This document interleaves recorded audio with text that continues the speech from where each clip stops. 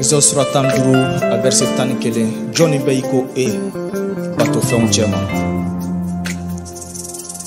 Hallelujah.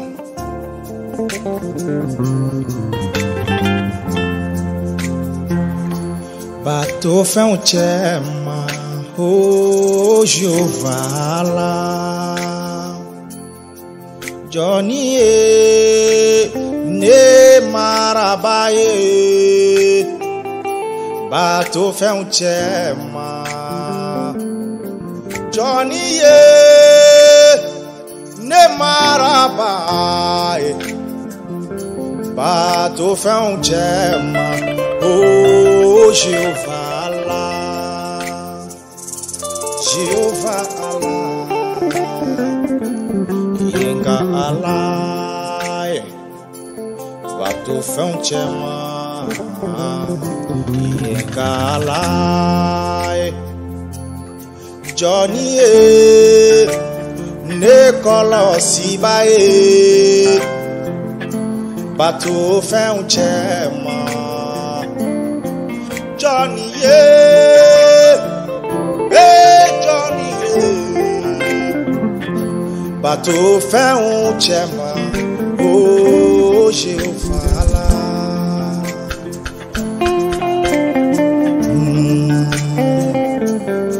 Jehovah la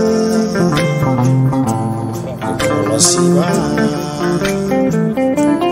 Jehovah la Nella Canabado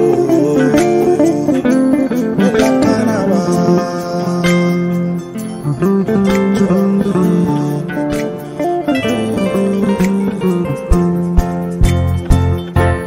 Otumala Musa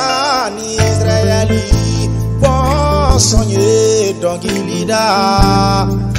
Jehovah ye kafoko nena dongilida Jehovah ye katuguni aye ase soroni noro jira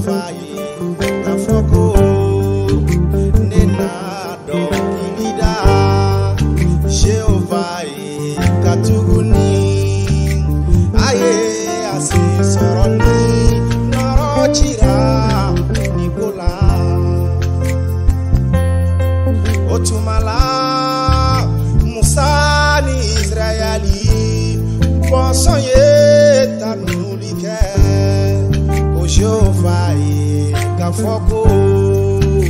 nena dokida Jehovah katuguni aye asesoroni noro jira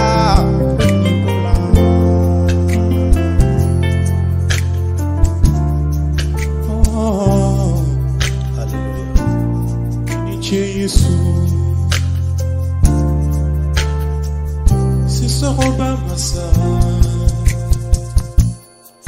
Johnny en te me baye bato fɛ cɛma Johnny en te me baye bato fɛ cɛma, oh Jehovah la oh Johnny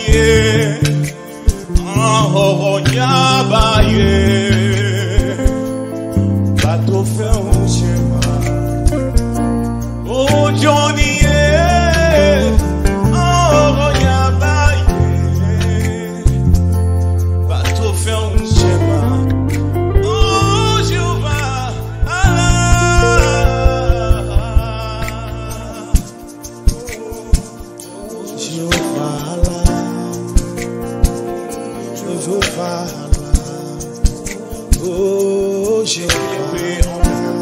Ekelepe en Boronyabay, Ekelepe en Kanubaire, Ekelepe en Kisibaye Yesu, Ameifo, Jehovah, oh Jehovah, Jehovah.